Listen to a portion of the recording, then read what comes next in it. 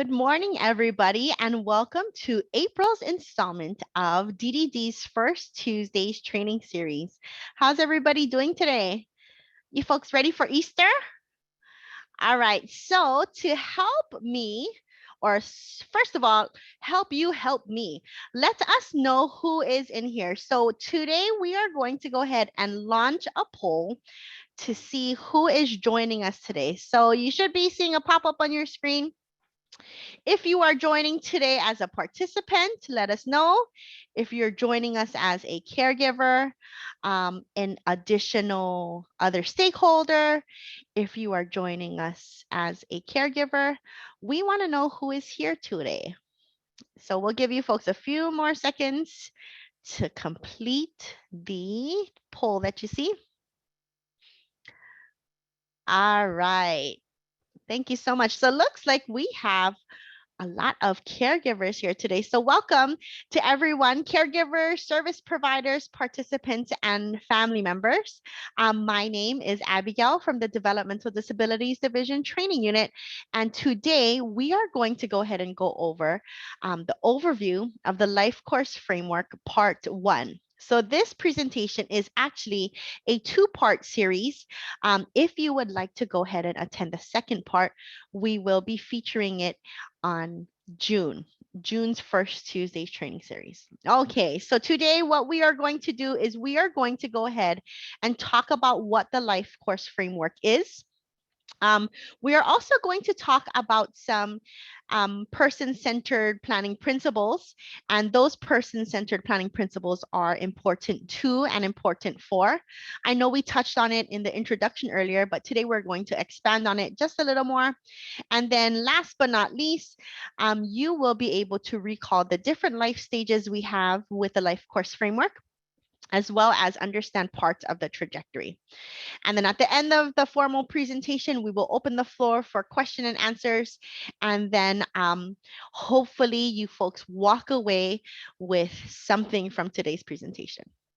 All right, so altogether, what the Supporting Families Framework is, their core belief is that everyone, not just people with disabilities, but all people, have the right to live, love, work, and play, and pursue their dreams in the community. So the Supporting Families Framework was actually it started back in 2011. And what happened was in 2011, there was a Wingspread conference in which the the federal government, the nation's leading family agencies got together and they came up with this framework which at the end of the day will support an individual as well as their family throughout the lifespan. So this Wingspread report is available online in the follow-up email. We can go ahead and send you a link if you are interested. But at the end of the 3 days, they walked away with 8 guiding principles. And the 8 guiding principles, I'll go ahead and do a fast recap of what the Life Course Framework guiding principles are. So first and foremost, guiding principle number 1 is that all people are considered in our vision and our values and our policies for the vision for a good life. So did you know, according to some data, a study in 2015, they found that 4.9 million people in America have a developmental disability. But unfortunately, only 25% of them are receiving services from a state agency. That leaves the remaining 75% who unfortunately don't know anything about the disability services and have not met the eligibility criteria within their state. However, with the Supporting Families Framework, this framework and the tools that we're going to go ahead and go over touches on not just the 25%, but it touches on everyone that has a disability. Our second guiding principles is that we believe that individuals exist within the context of our families, and with the context of our families, we have our family systems and cycles. So individuals are always in the center, surrounded by their family members. Their family members are identified by who the person is. And at the end of the day, our family cycles support the individual no matter what life stage or life cycle they are in. Our third guiding principle is that we are looking to change our focus with our life outcomes. So traditionally with the medical model of disability, we're always looking at these health outcomes, but over time we found that we want to change the focus to support individuals throughout their life, not just keeping them healthy and safe. But this practice and changing the focus is located at the local level, practice with our individuals, as well as changing our system. Our next guiding principle, number 4, is the life domains. Building off of what I mentioned earlier, right? We always want to keep everyone healthy and safe. But with the supporting families framework, our guiding principles expands the life domains into 6 different parts. We have daily life and employment, community living, social and spirituality, healthy living, safety and security, and citizenship and advocacy. We need to make sure we start thinking more holistically and not just looking at safety and security, but looking at the different life domains separately to help us start looking at our lives more holistically. Guiding principle number 5 is the life stages and trajectory. Individuals and families can focus specifically on a life stage, but we want to make sure that we focus on future life stages and life experiences. When we take a look at looking at options for the next life stage we get to anticipate what's coming next. We want to make sure that we plan across the lifespan for the individuals we serve and support. Guiding principle number 6 is individual and family supports. Our supports address all different facets of life, and then it needs to be adjusted depending on if we are supporting our family members. When we support our family members, we like to think of it as the 3 different buckets of support. The first bucket is discovery and navigation. This is where we provide families with information, education, skill building, and training opportunities. The second bucket of support is through connecting and networking. This is where we link up with different families who are going through the same thing and making sure that other families are supported amongst their peers. And the third bucket of support is through goods and services. This is where we provide additional financial support and assistance with daily living. Guiding principle number 7 is the integrated delivery of supports. Families can access an array of these integrated supports to achieve their vision for a good life.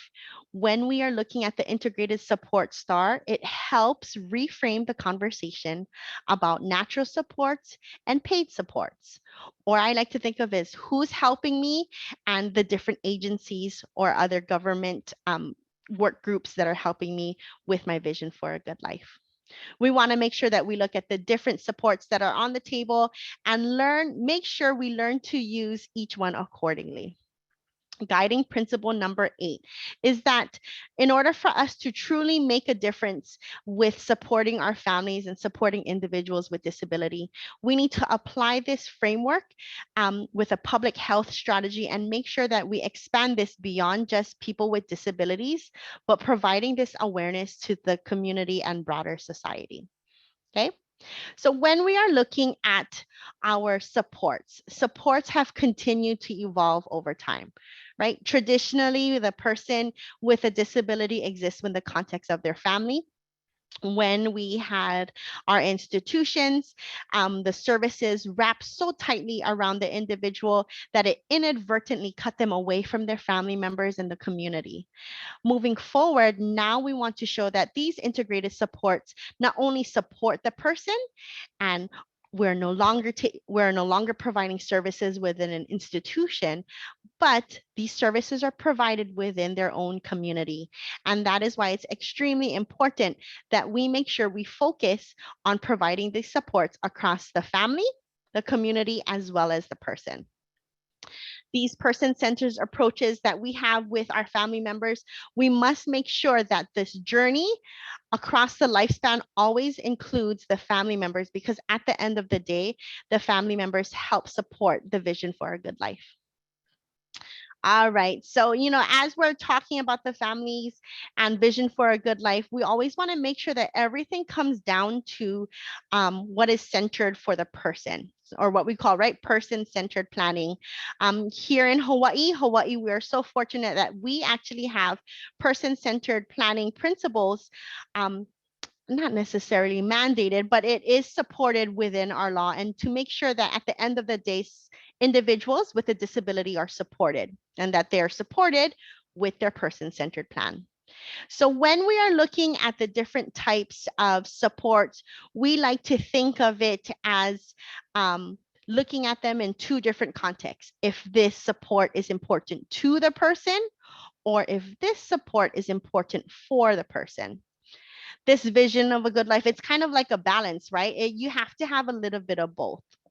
It's not about staying happy or healthy. It's not about staying satisfied or safe. But at the end of the day, it's about supporting both and understanding that people don't do what's important for them unless it's important to them, right? So when we are looking at these two concepts of important to and important for, the difference is important to are things that are important and really matter to the person. These are a lot of the soft characteristics, the memories that they hold. It's about their perspective. It's about things that make them happy. Like for myself, I like to go Pokemon Go hunting. That's important to me. It keeps me happy and it keeps me satisfied. What's important for me is that this is all the medical information. It's important for me that I take my medication daily. It's important for me that I continue to go to the doctor. It's important for me that I'm helped, I have support, I stay healthy, and I stay safe and well. Okay, so when we are looking at both, I like to think of it as important to is all the values of the person, the people, the relationships, things they like to do, places they like to go. And important for is information that maintains their health and safety. And this is information such as going to the doctor. This is making sure that they take their medication on time. This is making sure that we have follow-up appointments, the aspects that help them maintain their health and safety. So let us go ahead and do a quick check-in to see what are important to and important for. So I am going to go ahead and run a poll.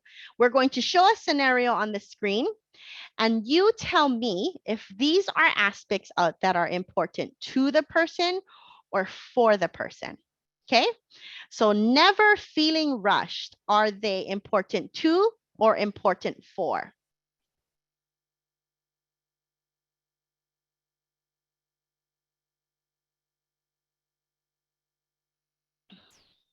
Awesome, you guys are getting it. Yes, this is important to the person. Next, we have one-on-one conversations. Is this important to a person or is this important for a person?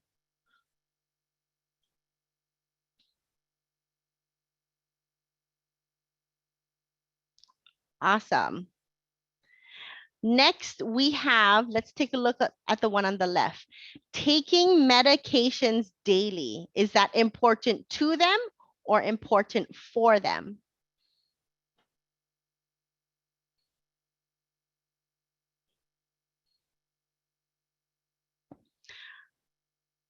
All right. How about not having to wait? Important to them or for them? Right. So we're seeing all the results coming in. If you take a look at it, you folks are all getting it right on. Next, we have being able to trust others. Is that important to them or important for them?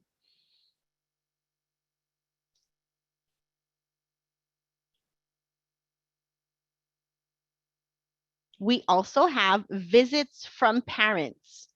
Are they important to or important for?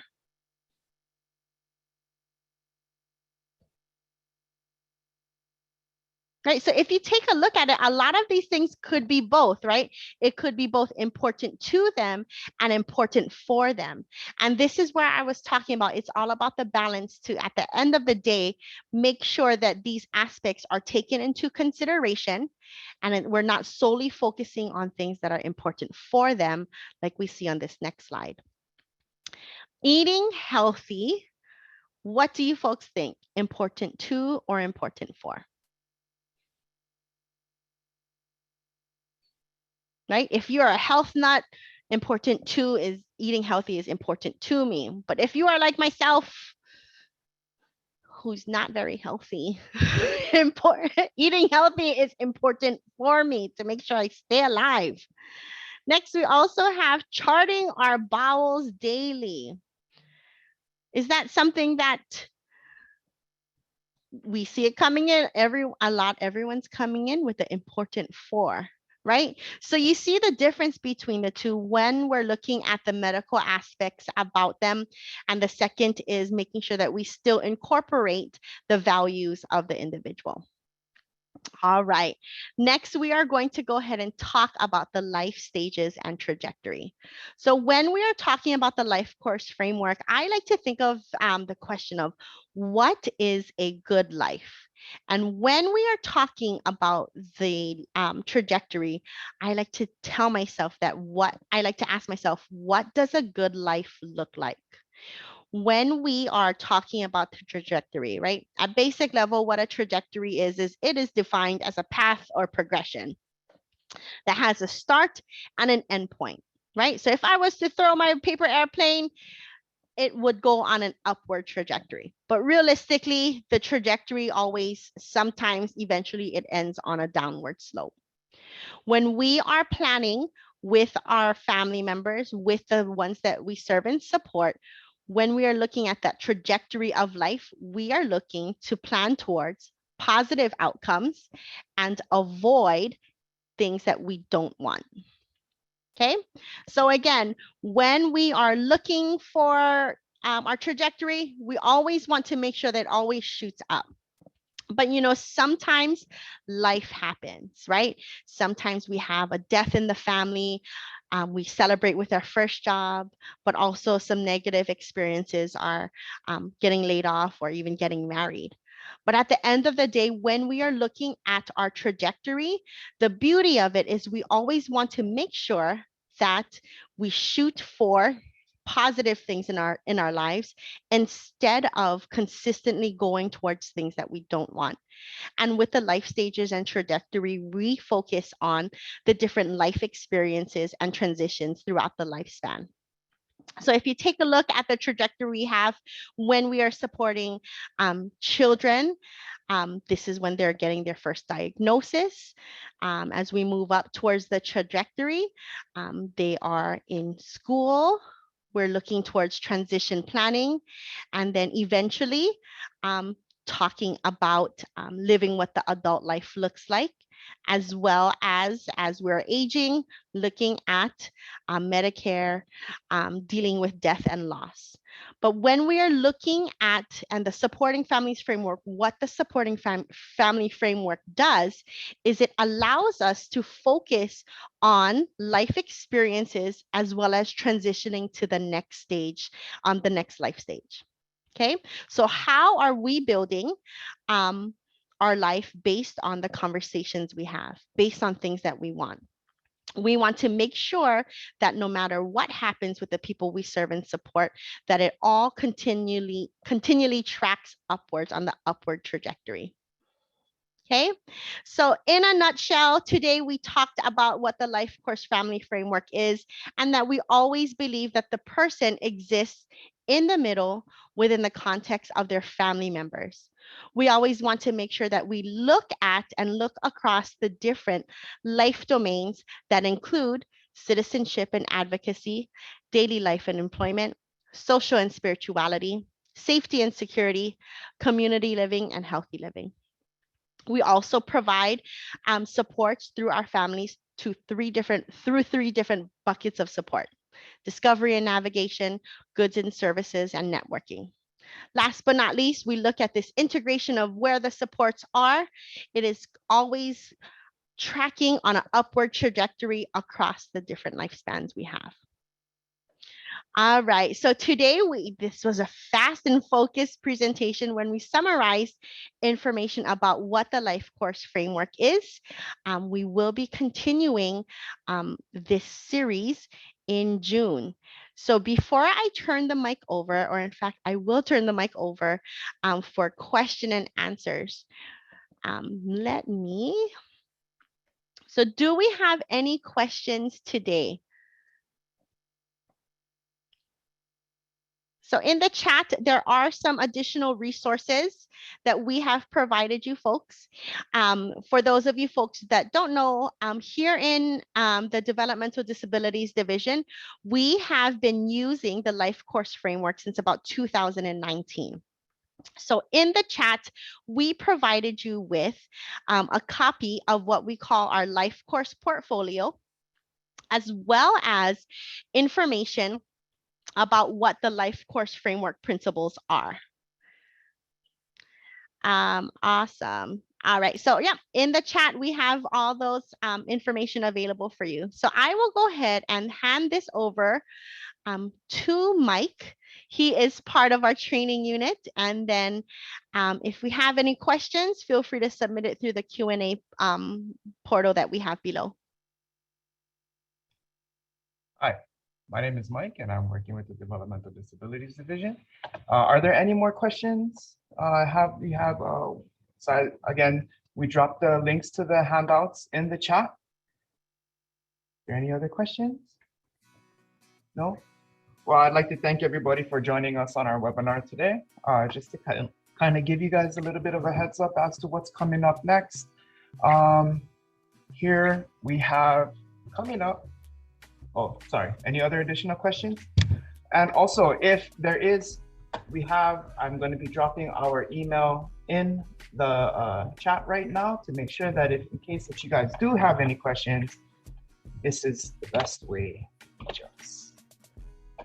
Okay. All right. So coming up, we're going to be having the healthy introduction for the DDD console. It's going to be learning about the guide, the healthy living tool that can be used to create any kind of new habit around eating healthy, exercising, feeling good.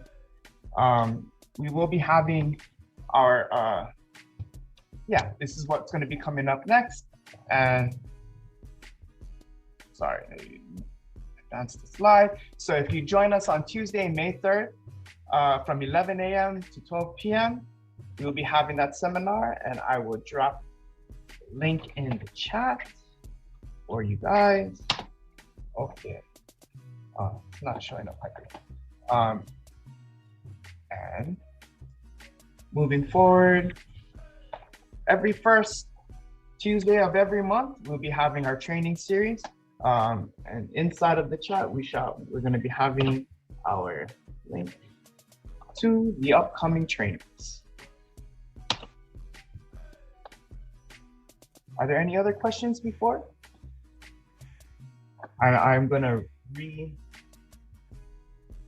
send the email address because it doesn't look like it got hyperlinked there. What? Okay. Oh, that's there. Well, thank you guys. I appreciate your guys' patience, and thank you for joining us today on our webinar.